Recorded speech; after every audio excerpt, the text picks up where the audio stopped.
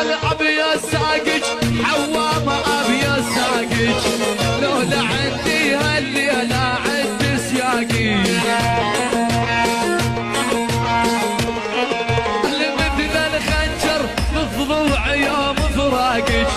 صدرج تفاح مقشر وانا جوعان والعب يا ساقج حوامة ابي يا ساقج لولا عندي هالليلة عد سياقي مثل الخنجر بالضلوع يوم فراقج صدرج تفاح مقشر وانا جوعان والعب يا ساقج حوامة ابي يا ساقج لولا عندي هالليلة عد سياقي